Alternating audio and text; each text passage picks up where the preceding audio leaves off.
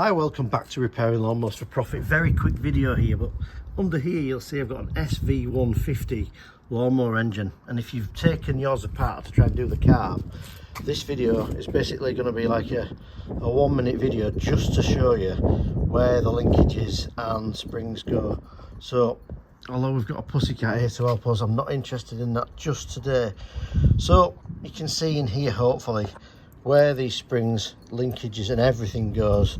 And this one here, if you move the actual operator lever at the top, then you can actually move this linkage here. So if you see that one there,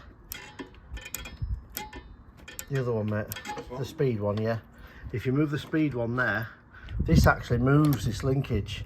So if you're struggling to get this back together, I'd suggest putting this maybe somewhere in the middle, and then you can hook this linkage back on.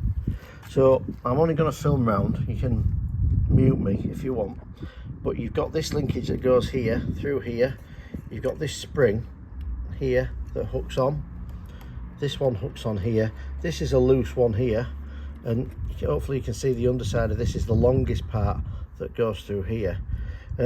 On here, this all needs to move freely. See how this moves here? This all needs to move freely as well. So I'll get as close as I can. Hopefully it'll give you a really good close-up look of absolutely where everything absolutely goes. The other thing I'm going to mention while I'm filming the video is that sometimes this doesn't move freely and you've got all these springs back together perfectly. If you've done that and it's still running too fast, make sure this governor arm under here, there's a governor arm under here. Make sure these cables here aren't touching it and stopping it moving, because with that all these linkages move, and if that doesn't move freely it won't run correctly. So I've done loads of these. I watched back the videos yesterday and there's actually no gasket on the back of there. This is missing one off the front here. This is a mess, so ignore this part where there's a gap, but you should be able to put the linkages and springs together, put this back on, put the bolts through without the air filter box, make sure everything's moving freely, and test your lawnmower. You don't need all this air filter box and this breather hose on to test it, but as I said, this video is just for the linkages, so I'm just filming round and having a chat here while I'm doing it.